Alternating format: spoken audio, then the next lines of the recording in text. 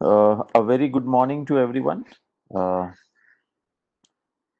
Today we will have to cover a lot of curriculum. So I will rush through some of the topics which I think are factuals and don't need an explanation.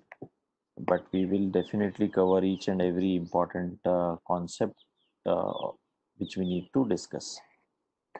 In the last session, we had discussed till stand-up scheme. Let's start with the startup today. Now, startup as such is a buzzword in the industry now. We have been hearing a lot of news surrounding this concept of startup, and it's not only a Indian phenomena; it's a global phenomena. And government also has been promoting entrepreneurship, and startup is a very welcome move in that direction. Now, what will make a event or what will make a entity qualify to be called as a startup? So there are few eligibility criterias for an entity to be categorized as a startup. There is a website of Startup India, which is startupindia.gov.in, where any organization who wants to get himself registered as a startup needs to visit and apply.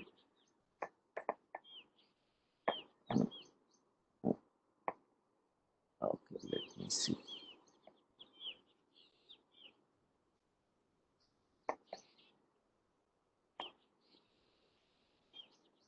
Uh, Sorry. So not all organizations can get themselves registered, as the name itself says, a startup. So any company which is a private limited company or any limited liability partnership or any partnership firm is categorized as a startup up to 10 years from the date of their incorporation. So since 10 years, for 10 years they can be called as a startup, but if any organization which is more than 10 years old will not qualify to be called as a startup or will not qualify to be registered as a startup. Similarly, any organization which has a turnover of more than 100 crores in any of their previous financial years will also cease to be called as a startup. So 10 years and 100 crores is the criteria turnover wise.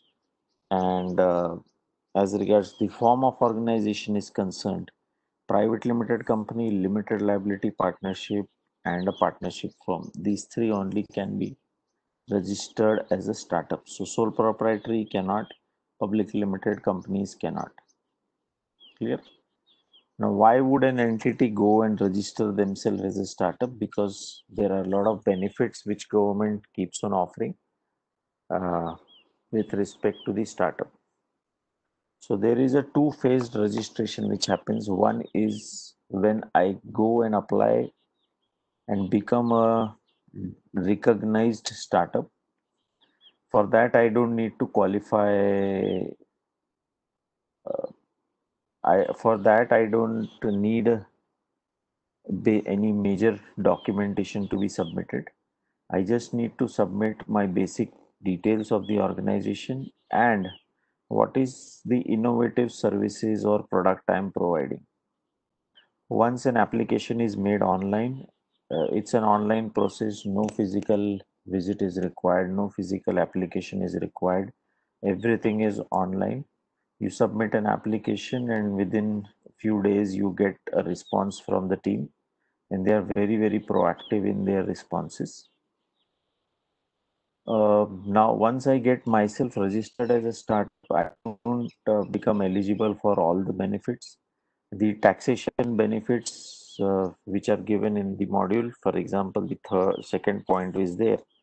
Startup enjoy a good amount of benefits under income tax had, which includes 3 years tax holiday from the income tax applicability. Now that benefit is available only when the organization goes for the second stage registration. So there are two phases in the registration step.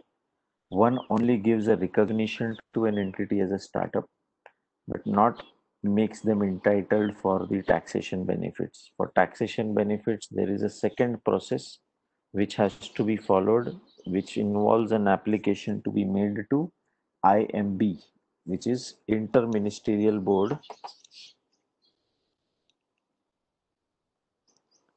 Once registered under for the second phase, and once an approval is granted by IMB, then only the income tax benefit is available. Till that time, only other benefits are available, but taxation benefit is not available. Clear? So there are several benefits. For example, there is a platform where the investors also come in and where all the startups are registered. So it becomes a very good platform for the startups to project themselves, to project their services. And because it's a platform which also invites the investors, venture capital funds on the same platform, it becomes a very good. No voice. It's working fine from my end. Please check.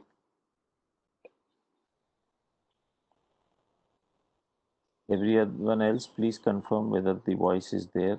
Voice is okay. Good.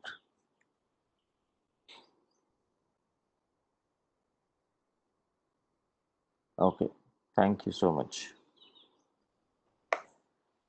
So it's a very, very welcome move, I would say, from the government, and this has really given a boost to the entrepreneurs.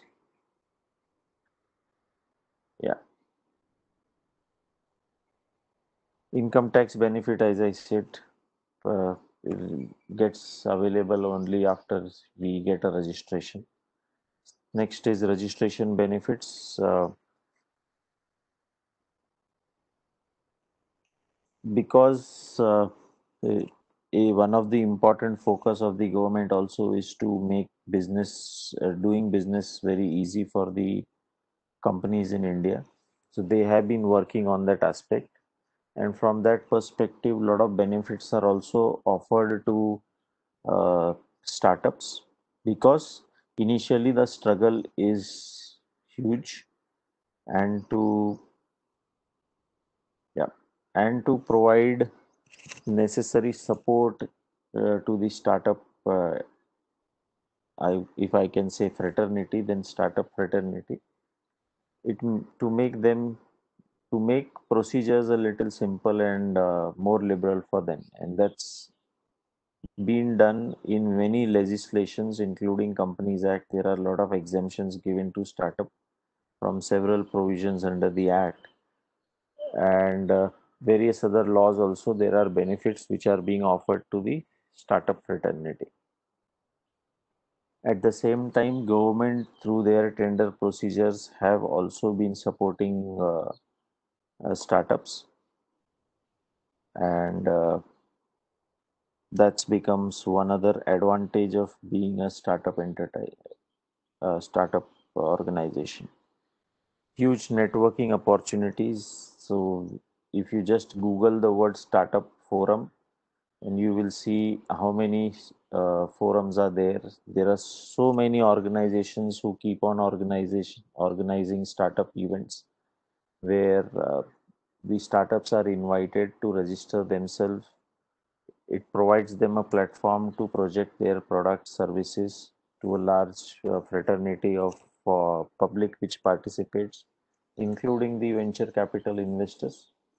So a lot is being done for the fraternity, the startup community, and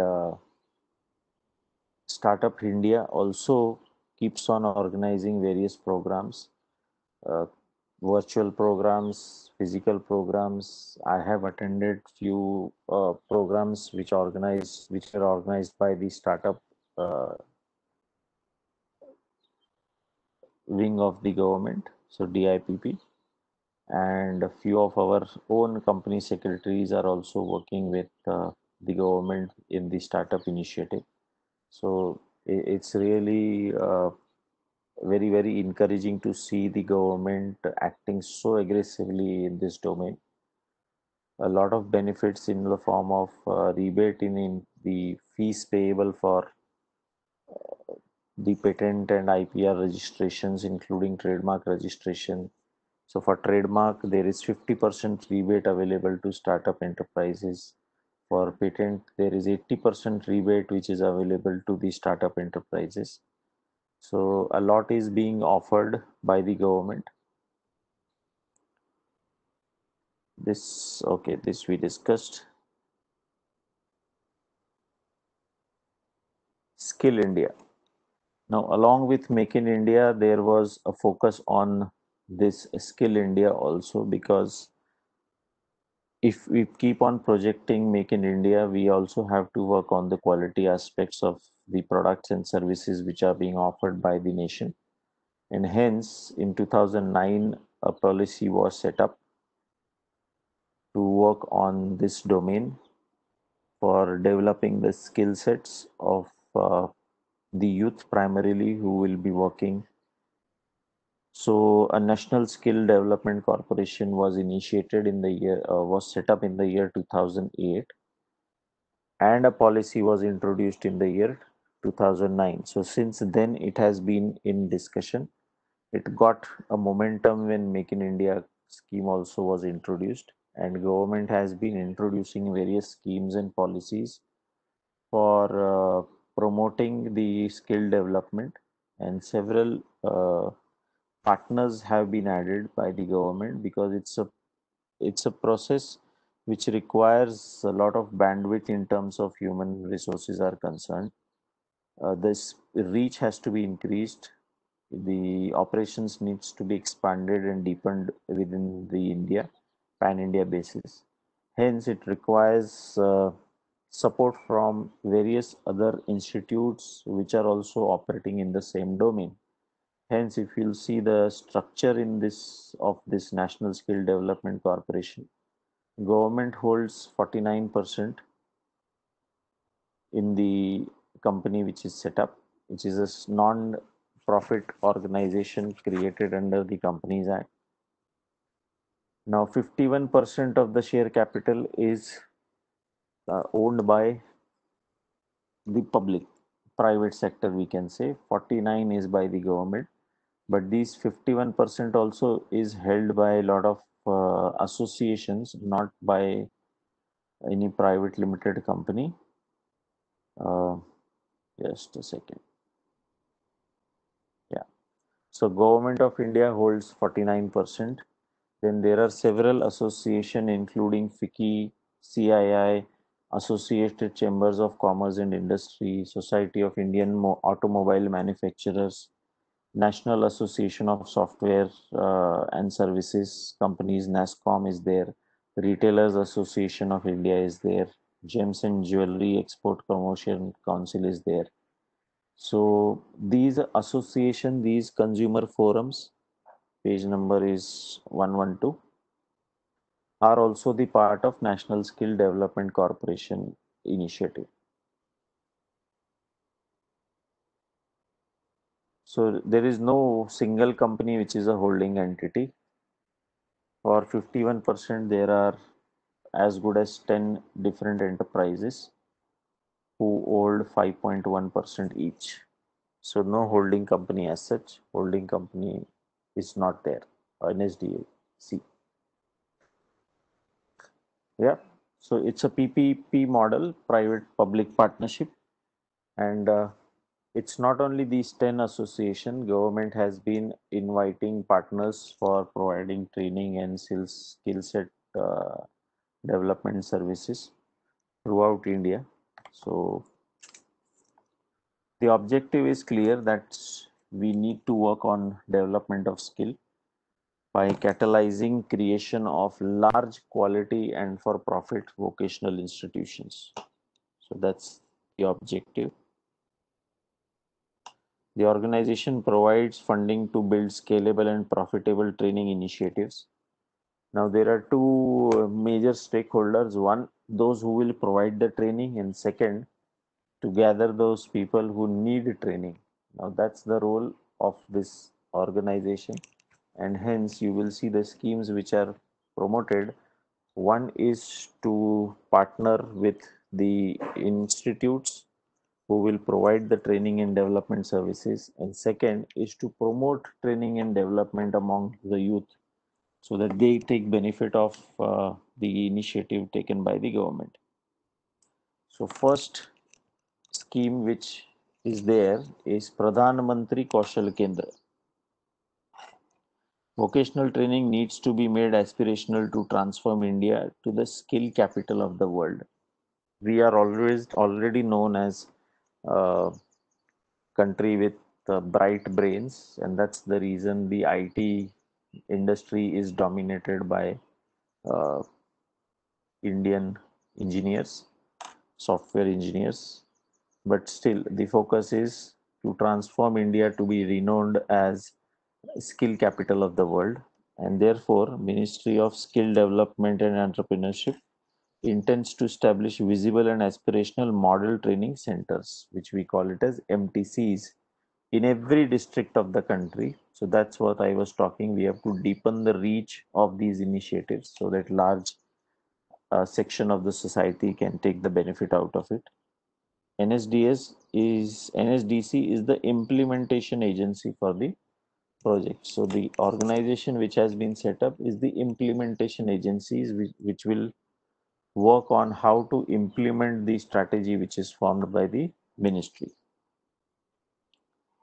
Now, what is the objective of these model training centers? So their objective is to create benchmark institutes that demonstrate aspirational value for competency based skill training, skill development training.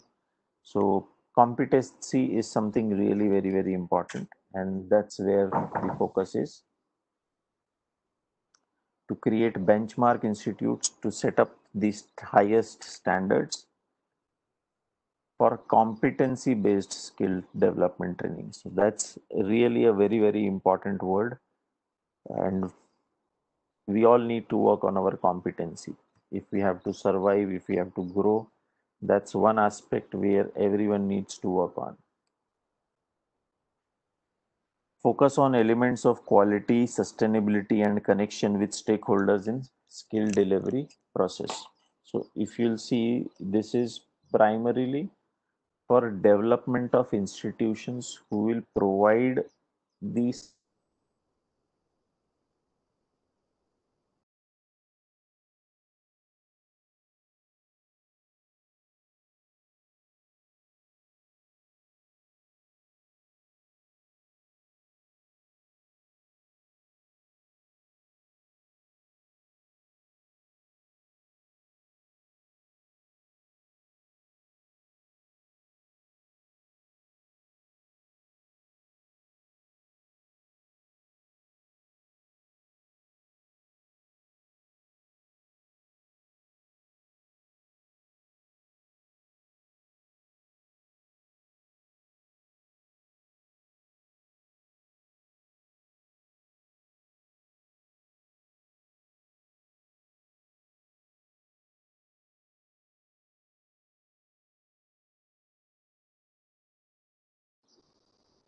Yeah,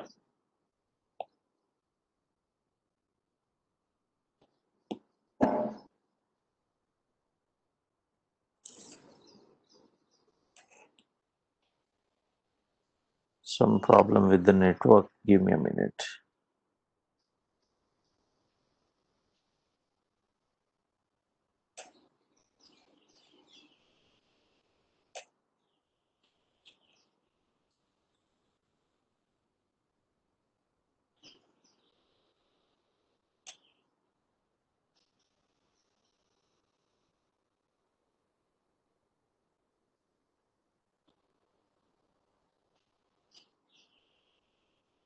Hmm,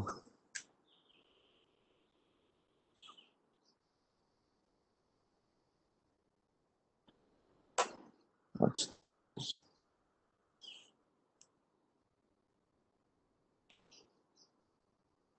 Yep.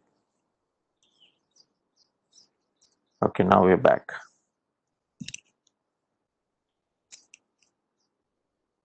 Yeah.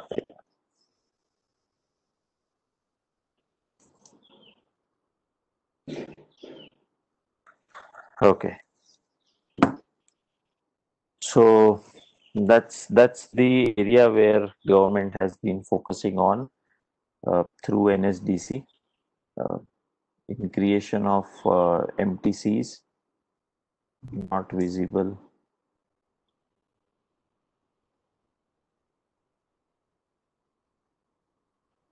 Okay, let's see now. Yep. Okay, just check. Yeah. All right.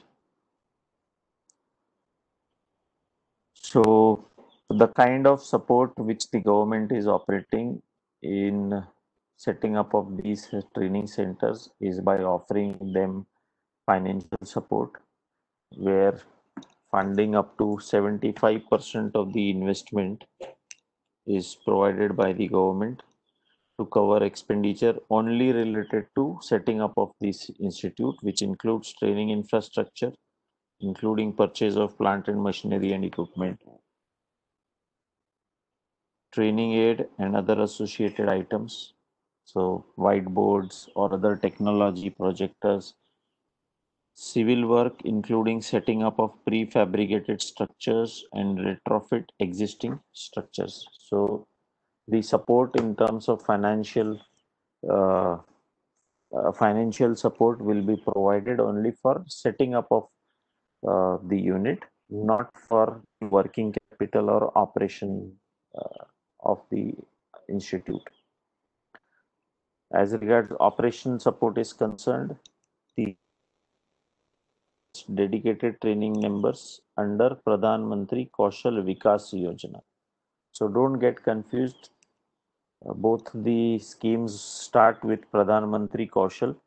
So one is Kaushal Kendra, which is to set up the units. Second is Kaushal Vikas Yojana, which is to provide training and skill development services. So both are different. One is to create an institution, second is to gather the students who needs to be provided training. So both are different.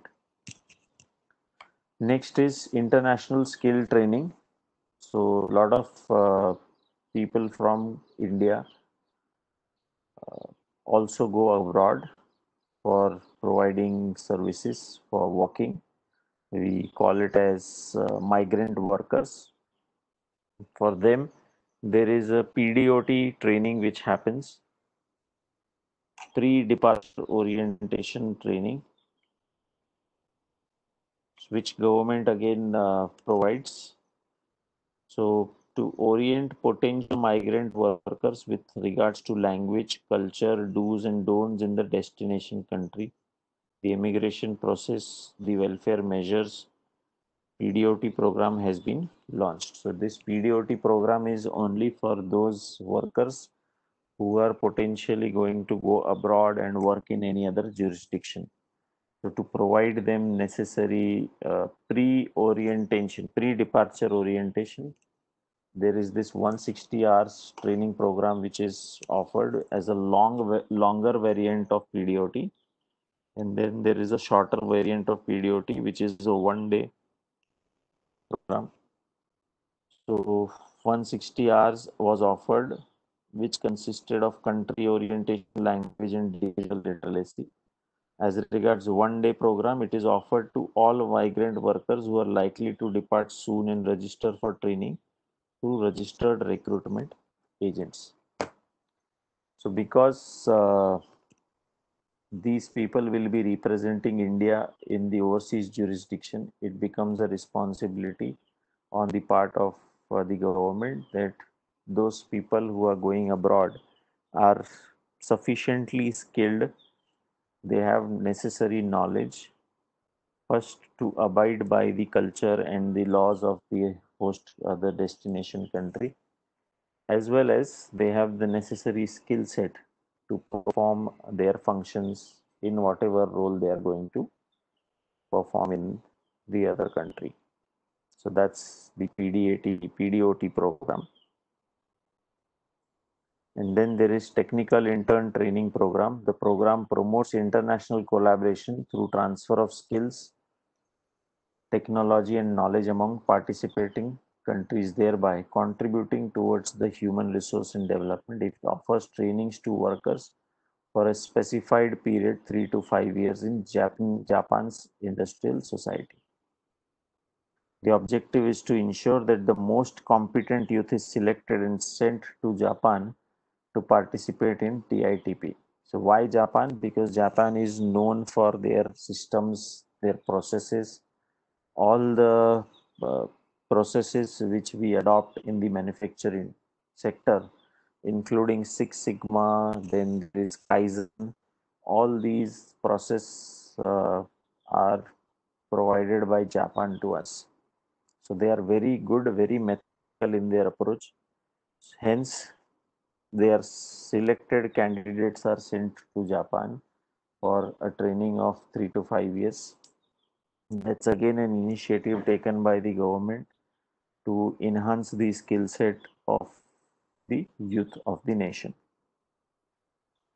Okay.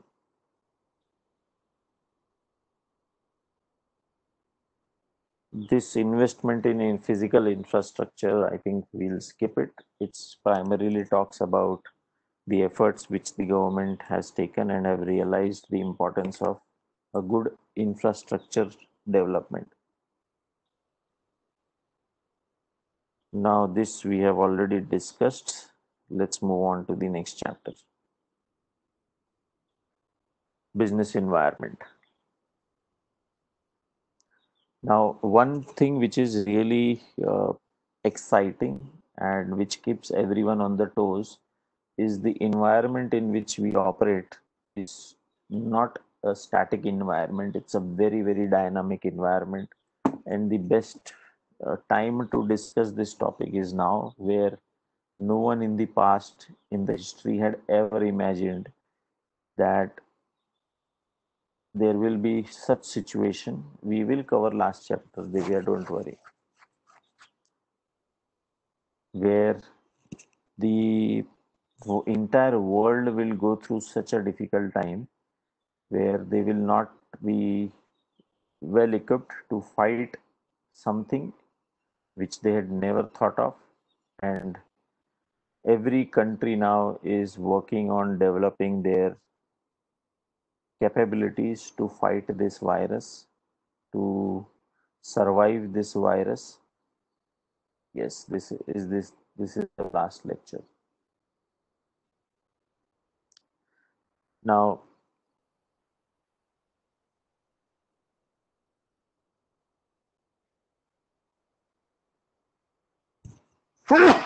excuse me. So it's not the one sector. I would say every sector is going through tough times. Some have been impacted largely, some have been impacted not so significantly. For example, IT sector has been doing pretty good because they had the culture of work from home, and that's why they have been in pretty good shape. But various other sectors, including real estate, including tourism, including health sector, including hotels and restaurant food industry, has been impacted largely. Now that's what the beauty of doing business is. You are in such a dynamic environment where you never know what factor will change, and all your business decisions can go haywire or can also become a very, very fruitful decision. For example, any company which invested hugely in building up of infrastructure, physical infrastructure, today might be thinking about whether it was really necessary to build that much infrastructure, where everyone today is practically worth attending uh, virtually or remotely, and there is no utilization of the infrastructure which has been created. Similarly, those entities which had not invested in the infrastructure but had rather opted to develop their IT infrastructure in such a way that anyone within the team can operate from anywhere in the world. They just need a good internet connection. They would have been, they are actually in the most advantageous position right now because of this work from home which is going on. So we never know which decision will, which factor will change the business outcome of a business decision. Few months ago, if someone would have asked me whether investing in a commercial property is a good investment or not, considering the higher lease rentals which they derive, I would have definitely said yes, it's a good avenue to invest, uh, can be considered. But today, if someone asks me, I will really tell them it's not advisable to put your money in there, in that kind of asset, because you never know whether there's going to be a demand for that or not in the future. So one thing which never anticipated, unprecedented situation arises, and all your business decisions need to be relooked. Now that's the beauty of the business environment in which we operate, which also makes us realize the importance of anticipating the future, forecasting the future, planning for the future. Now, I'm sure no one would have been in a position to anticipate the kind of impact this COVID 19 will have, but definitely some situations cannot be forecasted or anticipated. But once you go through an experience, it definitely makes you uh, strong or capable to plan ahead. So I'm sure out of this experience, many organizations will grow to become a world class leaders because they will have taken necessary steps out of the learnings from this era. And there are few situations which are definitely out of our control. So as a famous management guru talks, Simon Gilk, that there are three circles in which we operate.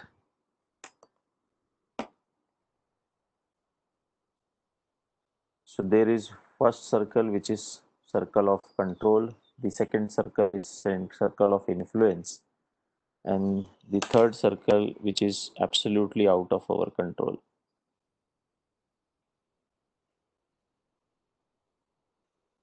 Which course to register is not our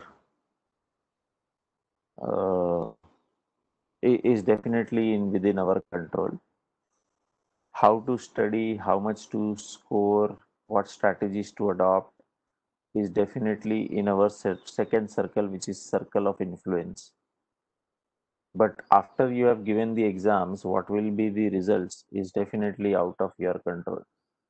Whether the exams will happen or not, that is also out of our control. So that circle is out of our control. There we only need to practice acceptance, learn from it, and slowly expand our circles. So right from operating in the first circle, which is a control circle, the second circle, which is an influence circle, we need to expand our circles, our limits, and barge into the circle of influence. And suddenly what today is circle of influence can also become your circle of control. So you never know whether your circles will remain the same forever or not. If you really keep on pushing your limits, then definitely the last circle can also be breached. Who knows?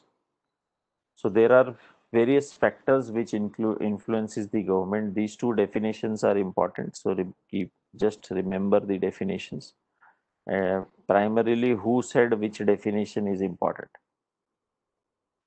So Keith Davis says business environment is the aggregate of all conditions, events, and influence that surrounds and affect.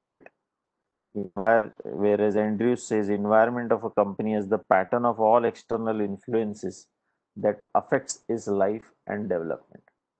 So one talks about external influences. Second talks about aggregate of all the events, conditions, influence that surrounds and affect it. Now, it's not that only the influence can be from the outer world. Okay, there is the circle given.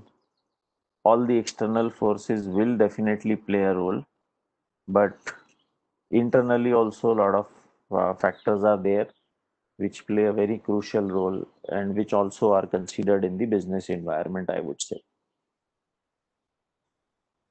So these are the main features. I think we'll skip this. Yeah. So external forces are there, specific and general forces like political, technological. Today, what we are going through is nothing but a very, very specific force. Then interrelation, all the forces and factors are interrelated to each other. For example, with inclination of youth towards Western culture, the demand for fast food is increasing. And similarly, with COVID situation arising, the importance of few types of industries is increasing.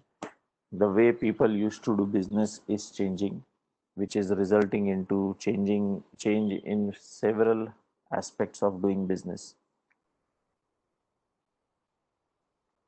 Uncertainty, it's one of the key feature of the business environment. You can seldom predict what is going to happen in the future, but if you are one such person who is smart, who is capable to anticipate what's going to happen in the future, then you definitely have an advantage over the others. For example, if you can anticipate how the industry will operate after 5 years, now that will help you to select the right courses for you, because by the time you go out in the professional world as a person who wants to practice the profession, and you know what kind of important will be there for our profession, or which type of laws will have more importance, you will be in a better placed position if you are able to anticipate what's going to happen in the future. So that's where uncertainty plays a very, very important role. And second is dynamic. Dynamic means something which is changing very fast. And we live in a very, very dynamic world. We don't like things which are constant. We want something which is very, very dynamic. And the best example is, it's very difficult for all of us to imagine a day without an internet today. We live in a world, we want everything fast, we want everything at our fingertips. That's the way we have adapted to the changing circumstances, and that's going to remain forever. Next is complex. Those some of the factors, some of the external forces are complex. Relativity, okay, impact of business environment is always relative. So it will not operate or affect everyone uniformly. It will affect someone significantly, it may not affect someone at all. So the impact of any change happening in the business environment will not be the same for all the organization, even within the same industry or in any different industries also. So it will not be the same. And that's what we discussed a little while ago. This COVID 19 has impacted largely a few, but some have not been impacted as such. Types of environment, I'm not saying that these are the only 5 types of environment in which we do the business. There are many other factors involved. So political, economical, social, technological, legal, there can be many, but for the time being, we have to restrict ourselves to these 5. Sorry. So political, I don't need to give an explanation. Economic environment, again, what we are seeing today is an economic recession, and hence the way people spend money has changed.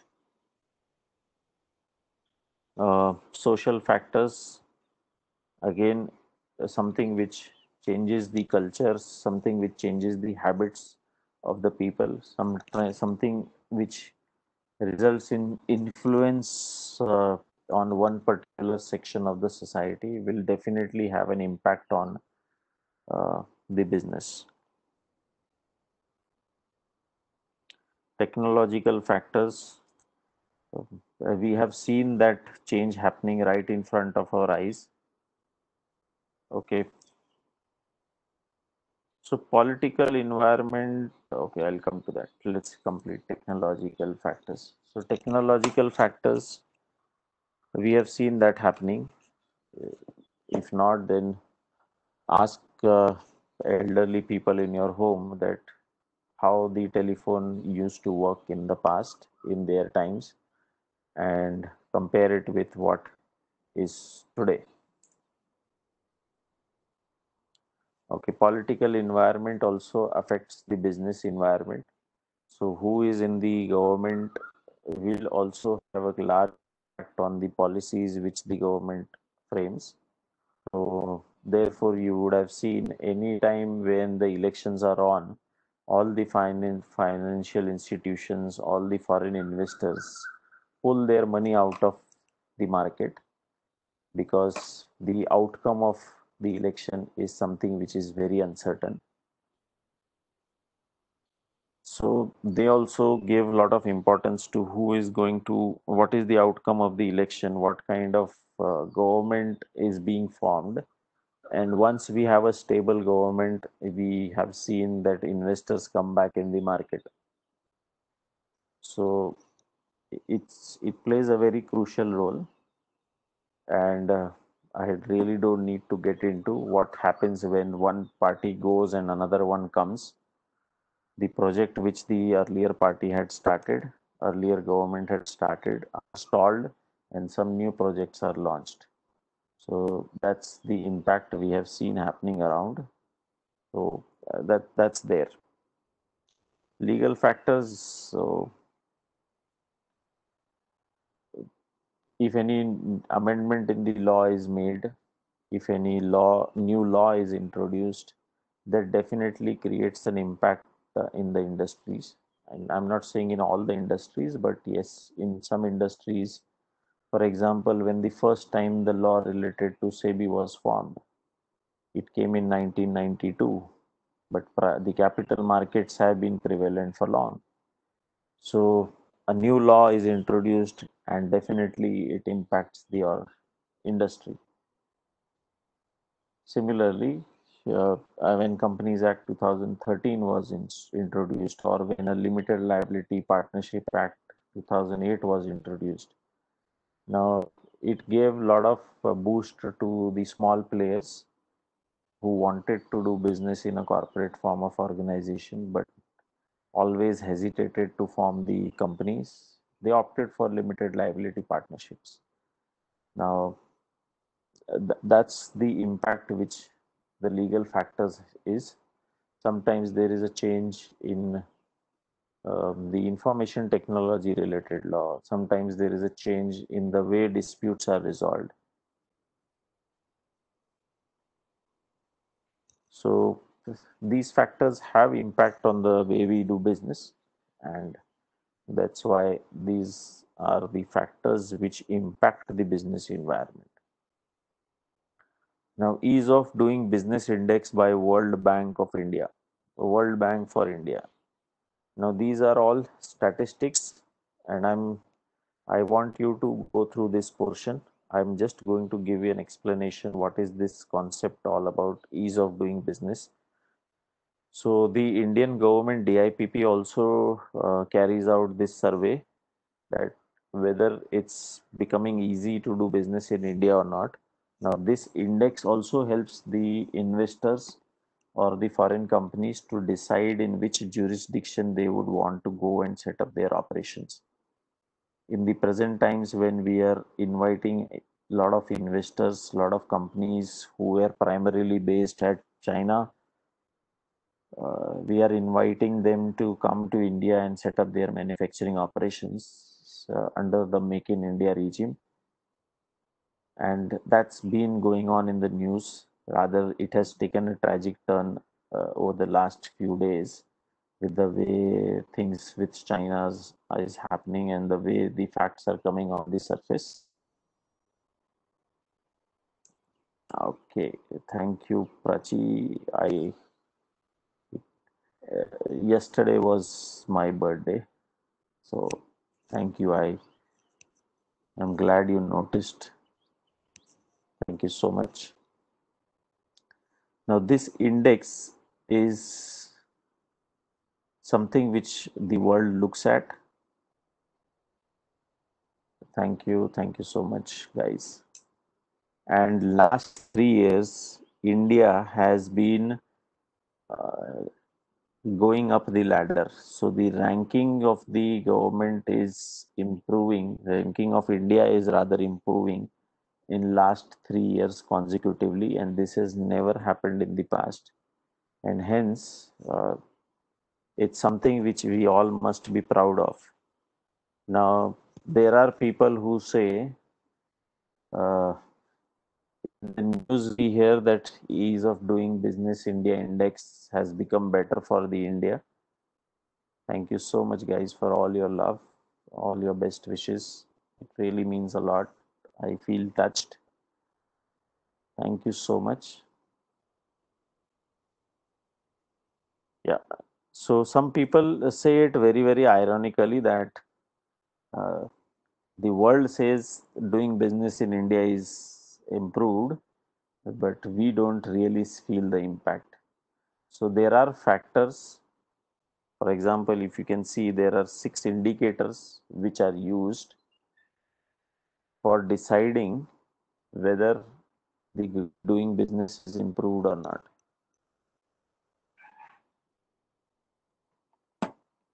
So first is construction permits, and see the change which has happened from 2017 181 to 52 we have reached, which means we have upped the rankings by 129 positions as regards construction permits is concerned. So in 2017, we were ranked at 181, which means it was very difficult to obtain the construction permits. But when the RERA Act introduced, another example of a legal factor impacting the business, in 2018, we reached 252. Here, trading across borders, if you'll see, there are 66 positions up we have come in compared to 2017 and 18. As regards starting a business is concerned, we have improved our position. So if you see, these are the indicators, and in every area, we have improved our ratings in 2017 to 2018. And the overall rank also has, if you see, from 100, we have moved to 77.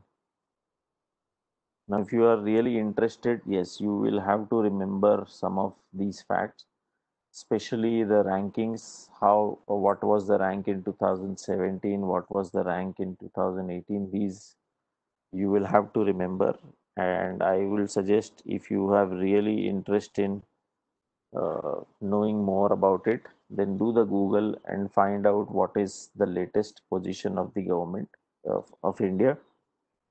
Now, every indicator, what were the steps taken by the government are mentioned here. So if you can see, the construction permit procedures reduced from 37 to 20 in Mumbai, from 24 to 16 in Delhi. Yes, 63 is the right rank. For trading across borders, what changes government introduced? For starting a business, what were the changes introduced? How the nation improved their ratings? Distance to frontier improved from 75 to 80 with regards to starting a business. So distance to frontier, DTF, is a rate measure. Yes, this all was done to be. Yes, current ratings you will have to remember. So these are the indicators. There are total 10 indicators where the assessment happens. So these are the 10 indicators. And one of the major reason why why India moved up the ranking was resolving insolvency because of the new law which introduced insolvency and bankruptcy code. It became one of the major reason for India improving their position. So I will suggest all of you to go through this, and in under each indicator it has been provided what kind of measures government has taken to improve their ratings. The intention was not to improve the rating. The intention was obviously to make it easy for the entrepreneurs to do business in India. Right? So these are all facts. I'm not saying every fact has to be remembered, but important ones you will have to remember. Yes. So as you can see the examples here also, how many economies were studied, what was the rating. So not each indicator score is important, but the important ratings, important facts needs to be remembered. So go through that, and I'm sure you will come out with a strategy, right? So for example, I will focus more on the overall ratings rather than going through what steps has been taken. That would have been my strategy, because otherwise it's very difficult to remember each and every important fact which is covered here, but the important ones definitely we need to cover. So I suggest all of you go through this portion. This is all facts about the steps which government has taken. And in case there is any difficulty in understanding any concept, any statement, just take a snapshot of it, put it to me on a WhatsApp, and I will give you the explanation. Yep.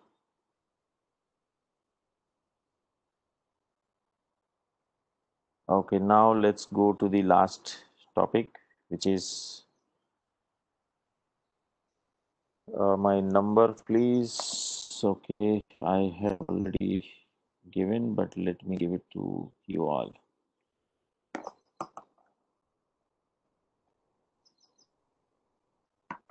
Okay.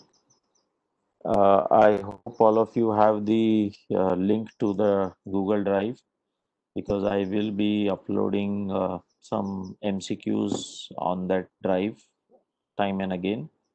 So, anyways, your exams have been postponed. So, let's stay connected virtually. I will keep on uploading the MCQs once every week, and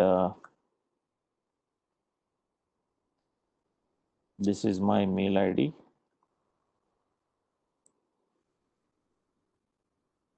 I will, at the end of the session, give the link of the drive also. So don't worry. So let's have this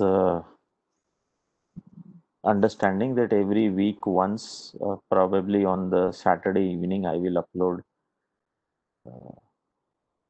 the MCQs. Yeah.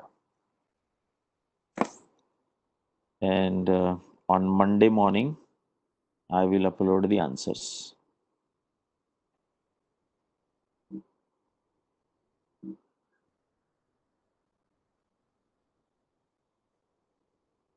This is the link. Yeah.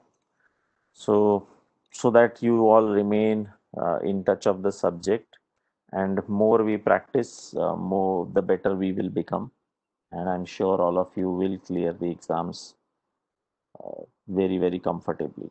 Yes, exam date stands postponed to 29th August as of now. Let's see. Okay, let's start the discussion on the last chapter, which is key government institutions. So the first one, Niti Aayog. Now, prior to Niti Aayog, we also have discussed about the planning commissions. So the planning commission was a predecessor to Niti Aayog. One difference between the planning commission and or why the planning commission was discontinued and why Niti Aayog was formed. So planning commission had the approach of top to bottom. So the policies were framed and those were implemented. Whereas Niti Aayog has the exact opposite approach. They have a bottom up approach, which means they also consider what is happening at the micro level before resolving any issue which has come before them. Secondly, uh, one important thought process behind Niti Aayog was because Planning Commission always came out with 5-year plans, uh, which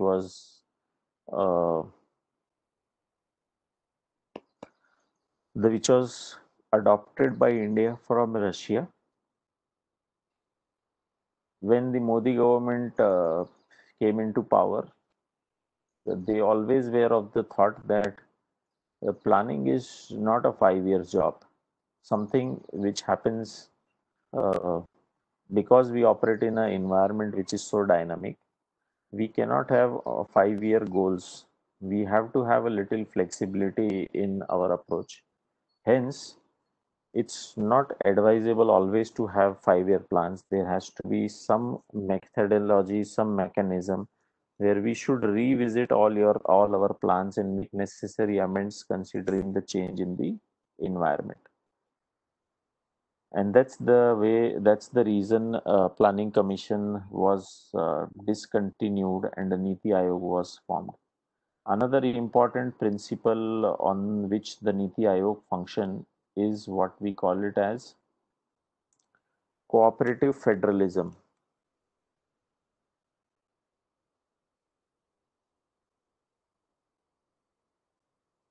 What is cooperative federalism? Cooperative federalism means uh, involving every stakeholder or every, let's say, from the context of Niti Aayog, if I have to say, cooperative federalism means involving the state government in the decision making, considering them. We also have a terminology for cooperative federalism, which is also known as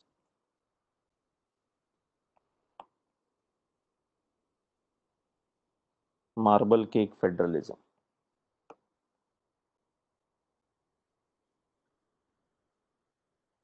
right?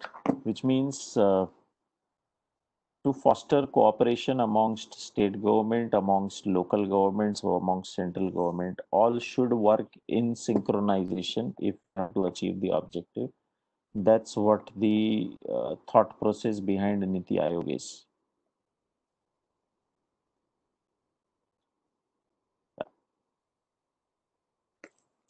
So that's the aim of Niti Aayog, to focus on involvement and participation of local government, state government, and the central government in policy making process.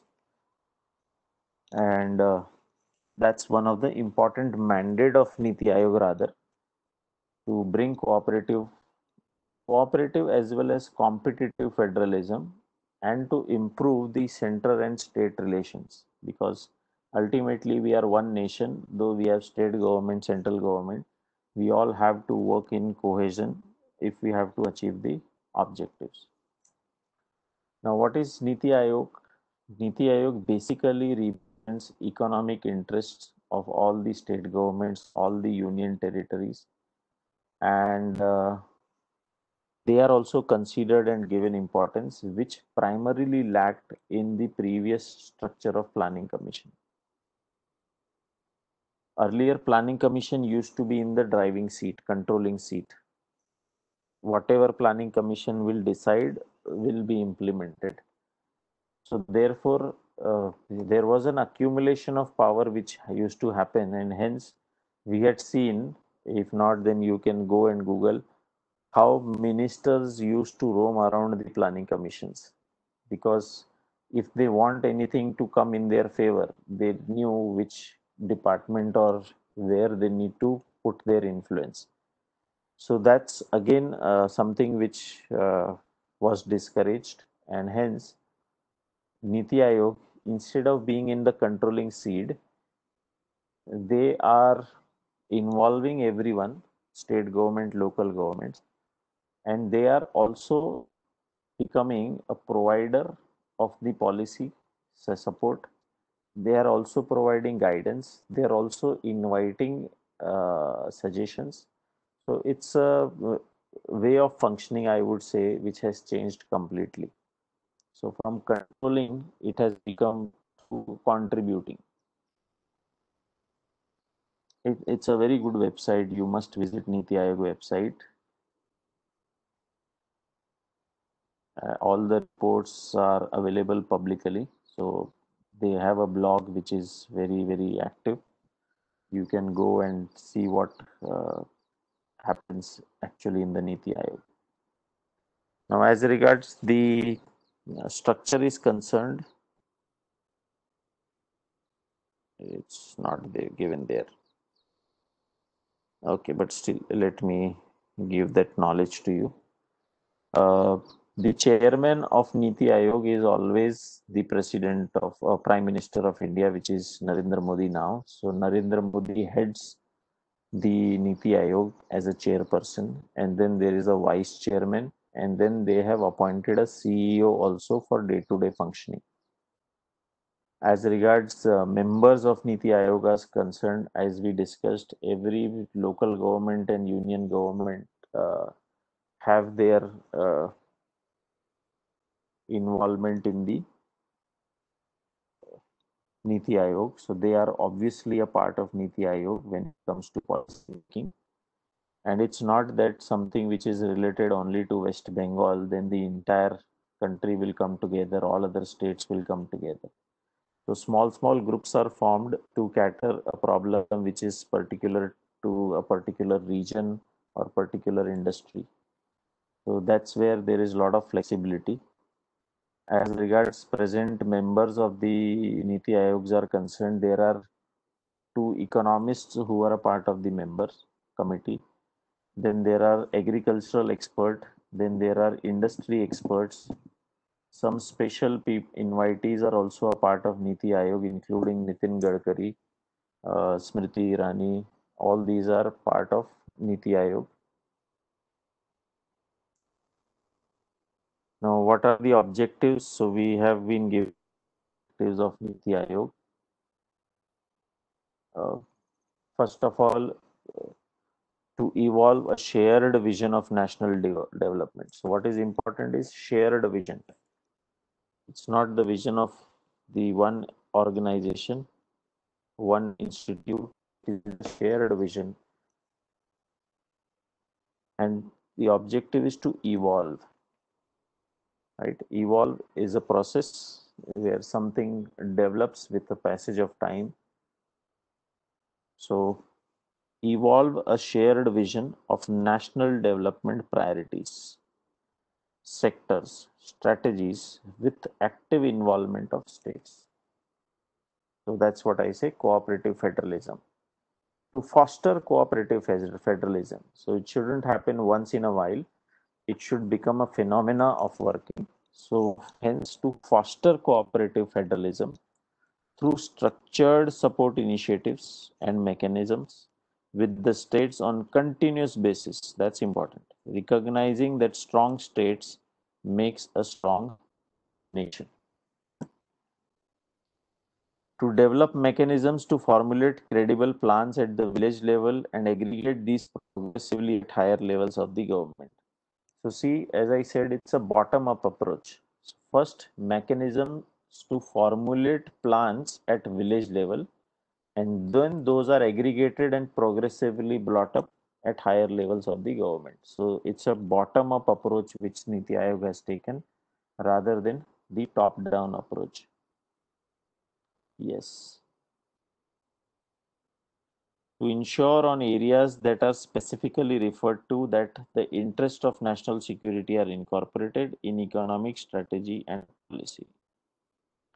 Pay special attention to the sections of our society that may be at risk of not benefiting adequately from economic progress.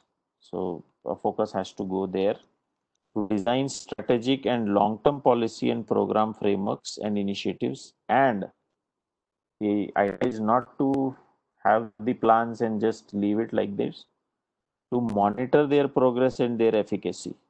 The lessons learned through monitoring and feedback will be used for making innovative improvements, including necessary mid-course corrections. So this is important, mid-course correction. So it's not that we make short-term plans only. We will make long-term plans, but we will be open for doing necessary mid-course correction if we are realizing that something is not going okay. To provide advice and encourage partnerships between key stakeholders and national and international like-minded think tanks. So Niti Aayog is also known as think tank of the nation. That's what the terminology which has been used. And that's the beauty. It's not only if the ministers who are a part of Niti Aayog. Whenever there is an issue in front of us, like the COVID situation, Niti Aayog is meeting regularly, and there are experts from the medical fraternity who have been invited on the panel for the discussions related to fighting this virus. So that's the beauty which has been injected in the functioning, that it's very, very flexible. And the structure is also kept very, very open, that whenever there is a need, we will involve some experts, and not necessarily the experts from the country. The words used are international like-minded think tanks. And so that's the approach which has been taken. And I would say it's a very, very important change, imperative change, which has been introduced in the way government functions. Another objective is to offer a platform for resolution of intersectoral and interdepartmental issues. If there are issues, if there are disputes within the government, within the sector, within the states, let's provide a platform to them to resolve their issues and accelerate the implementation of development agenda. Let's focus on the development. Let's resolve the issues fast and accelerate the implementation of what we have decided for the nation. To maintain a state-of-art resource center, be a repository of research on good governance, best practices in sustainable and equitable development, as well as help their dissemination to stakeholders.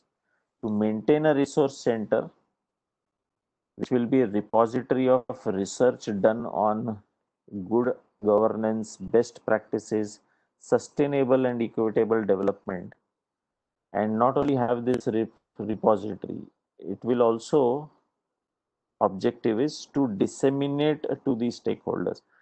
What's the use of information which we are not distributing, which we are not using? As the saying goes, unimplemented knowledge is always a burden.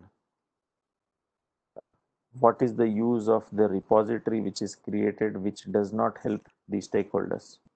So the objective is not to maintain, but to maintain so as to help the stakeholders involved. To actively monitor and evaluate the implementation of programs and initiatives, and that's done through CEO. CEO position is very, very important in the Niti Aayog, and his role is to ensure whatever the decisions are taken in the Niti Aayog are implemented and he is just like a managing director of a company. The present position of Niti Aayog CEO is occupied by Mr. Amitabh Kant. Now, and he is answerable to the uh, Niti Aayog, the council, and as well as he has the right to question when the decisions are taken and not implemented. So that's the way the government has been functioning. In some of the achievements of Niti Aayog has been that there has been increase in the foreign direct investment.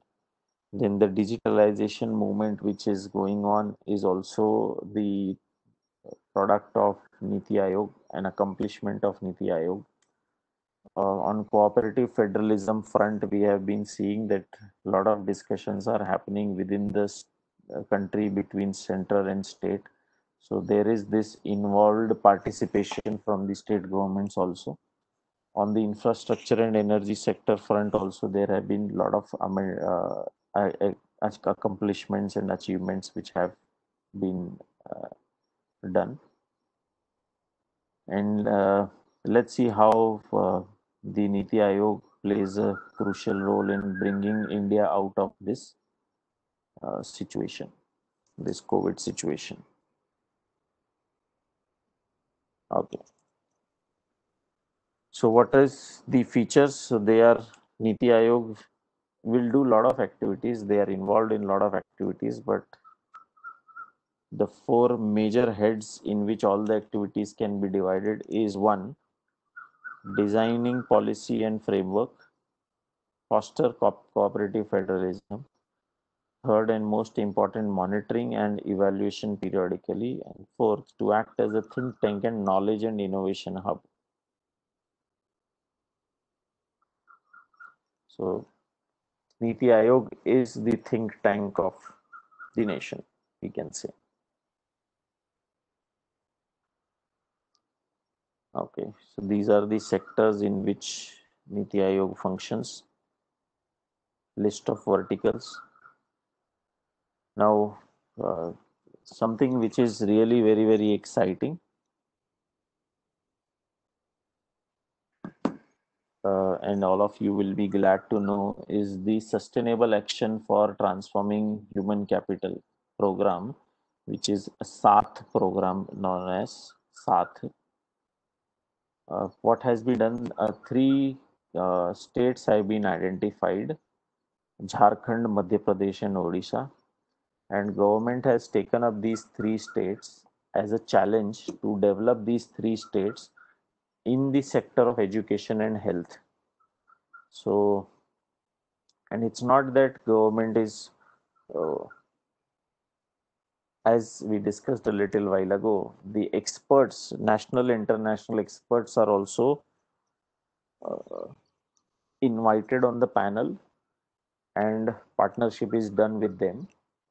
Since if you'll see the SATH, the partners are Boston Consulting Group, one of the major consulting group all across the world, BCG popularly known as, and from India, Piramal Foundation for Educational Leadership. So partnered with them, Niti Aayog is acting as a facilitator and coordinator in the process. So three states are Jharkhand, Madhya Pradesh, and Orissa.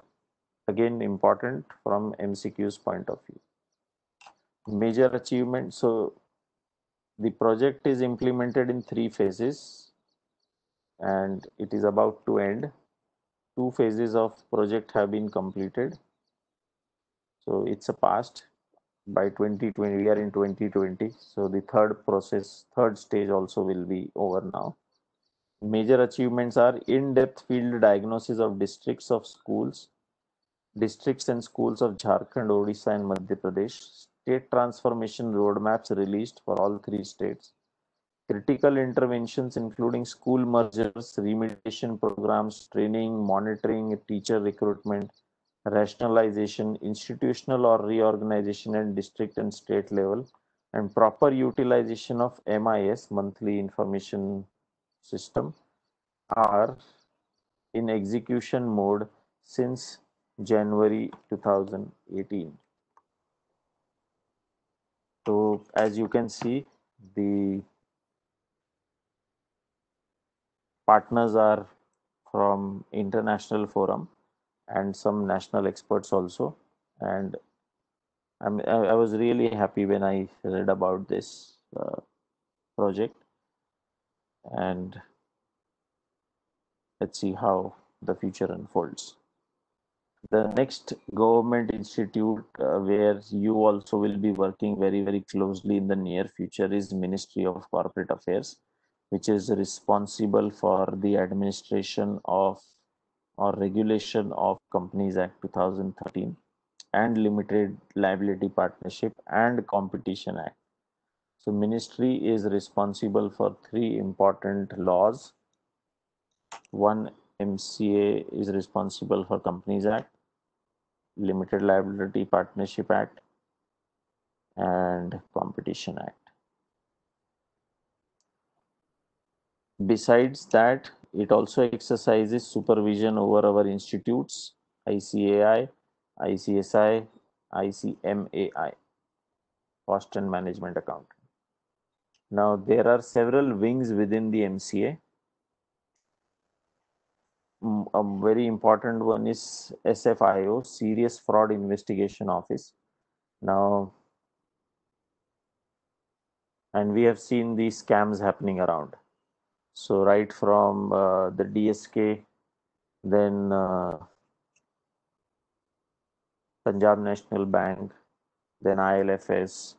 So all these major scams which unfolded in the recent past, okay, frauds which happened. The SFIO wing of MCA was involved to do the investigation to find out where and what failed. So again, a very, very important wing of MCA. Second is Competition Commission of India. As I said earlier, the Competition Act is also administered by MCA. The Competition Commission, which is established under Competition Act, the implementation and enforcement of this act is the responsibility of Ministry of Corporate Affairs. Now, what is the role? It is to implement the law, and the law focuses on encouraging competition and discouraging monopolistic and unfair trade practices. So objectives of the commission are to prevent practices which have adverse effect on competition, promote competition, protect interest of consumer, and ensure freedom of trade. Third important part of MCA is Indian Institute of Corporate Affairs, IICA. And recently, IICA has launched a portal which is for independent directors. There has been a recent change. If we read the IICA, the objective is capacity and training in various subjects relevant to corporate regulation and governance. And as the companies are managed by the directors, the IICA has come up with a course for qualification criteria for independent directors. Now, any person who wants to become an independent director on the board of any company has to first qualify the exam, and then only they will be eligible to become a director, independent director in the company. This is because of the importance of a role played by independent directors in the company. Now, that work of capacity building and training is done by the IICA. One of the wings of IICA, the ICLS Academy, has the responsibility for conducting the induction and advanced training for probationary officers belonging to the Indian Corporate Law Services recruited through common exam. So those people who work in the ministry should have, I would say, if not at par, but if not better, that at least at par with the knowledge with the professionals have. And hence, that's the work which is taken care by ICLS, where they continuously keep on providing training and development support to all the people who are involved in the ministry, right from the officers in the registrar of companies, then regional directors, then the people who work in the National Company Law Tribunal. So all those people are provided training and awareness programs or development support from ICA. Okay, this is all about MCA. Uh, from exam point of view, just remember the important terminologies, some important concepts, and the dates. Next is SEBI. As I discussed a little while ago, this was SEBI came into picture in 1992. So wherever you see these dates, these are important. The year, these are important. The questions will come. Headquartered in Mumbai, SEBI has offices in Delhi, Chennai, Kolkata, and Ahmedabad, along with other local regional offices across prominent cities in India. Yes. Now, what is the important role of SEBI? If you see the objective preamble, have this habit, in future, have this habit whenever you read a law, first read the preamble carefully, and then you will understand in which direction the law is going to. So if we read the preamble, it is to protect the interest of investors, then to promote the development of market, and for matters connected therewith or incidental thereto. So there are two objectives: promote the development and to regulate.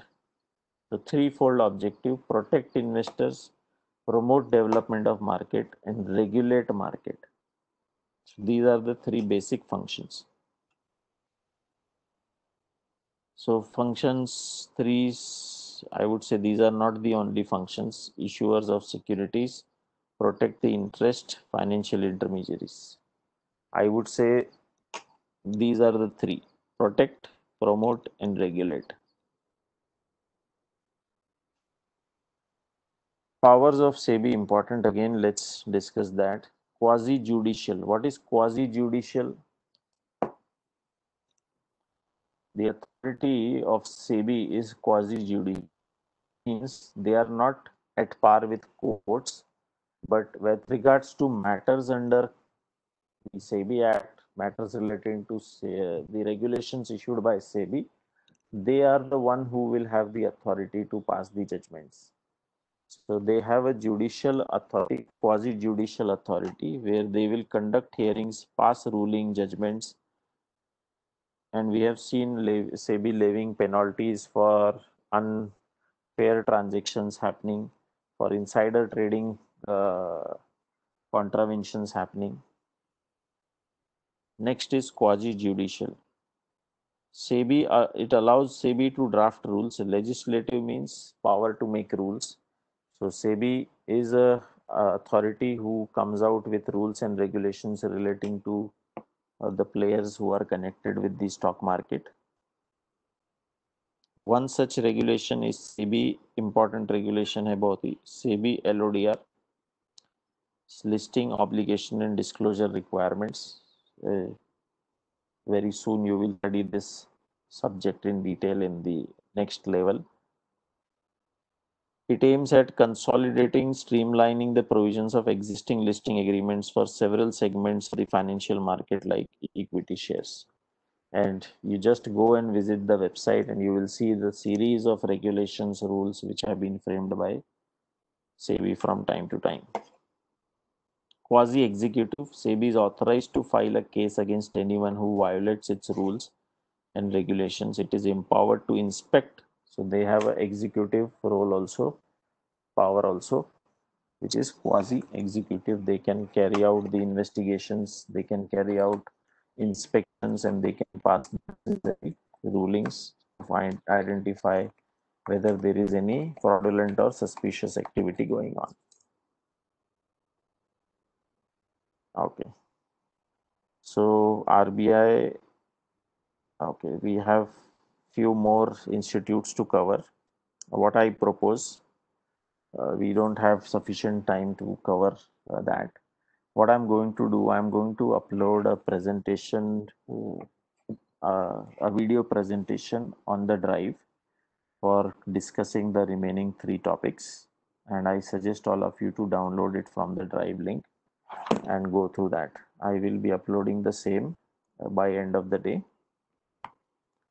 Uh, as of now, I haven't been allowed to take any other session. I will reach out to institute if there is a possibility. Otherwise, I will just upload the session, remaining part of the session on the drive, and you all can download it from there.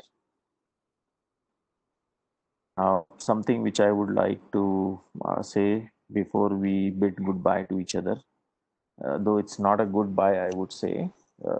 We are going to be connected with each other virtually, and you can reach out to me for any query you have related to the topic we have discussed. Uh,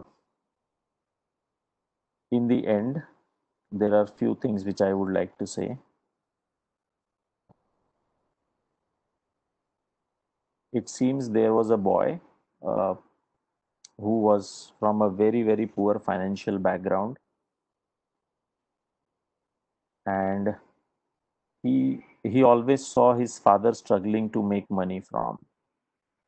So he one day went to his father and told his father, Dad, I really want to help. Can you please allow me to go and work? And the father says, it's so nice of you to offer yourself to help the family. Why don't you do one thing? He gives a piece of cloth to him and tells him that take this cloth and sell it at $1. He goes to the market, struggles a lot, and finally at the end of the day he manages to sell that cloth at 1 rupee. He comes back very excited, comes to his father and tells him, Dad, I was able to sell it at $1. And this continues for next few weeks. And one day the father tells him that now the same piece of cloth you have to sell it at 10. And he really wonders that how selling at 1 has becoming very difficult. How can I sell it at 10? But he goes to one of his friend. He asks him, I will give you 2 rupees. Can you paint a picture of Mickey Mouse on this? He goes and stands outside a school. Yes. And fortunately, he happens to be uh, one guy who comes out of the school, happens to be a fan of Mickey Mouse. And the driver who was waiting for the kid sees that piece of cloth, and in order to make his owner happy, make the boy happy, he buys that piece of cloth at $10. And the story goes on where the father asks the boy to sell that piece at $100. And then he again thinks through how to do it.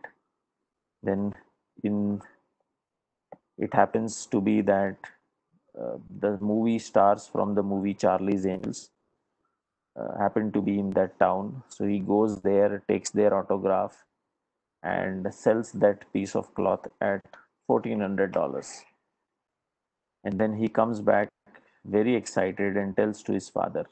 And what his father tells to him is the crux, and it has really changed my life forever.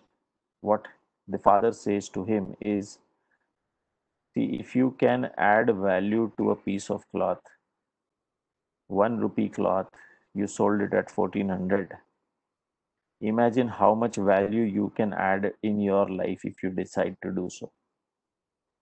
That's the story from the life of Michael Jordan. I pray all of us keep adding values in our life. Let's focus on capacity building. Let's work together and ensure that you clear this exam in your first attempt.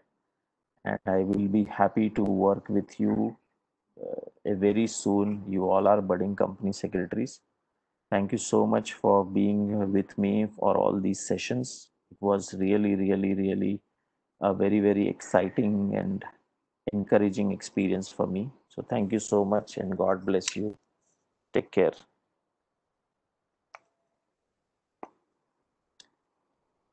Thank you so much. Thank you so much, guys.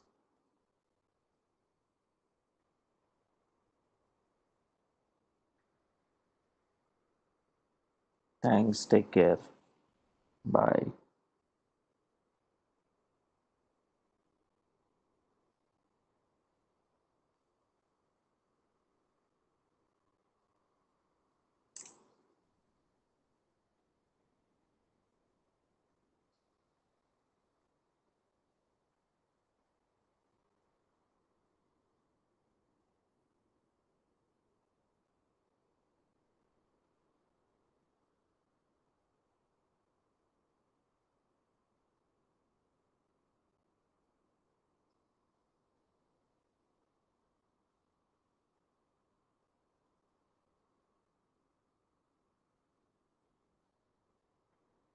Take care. Thank you. Bye, guys.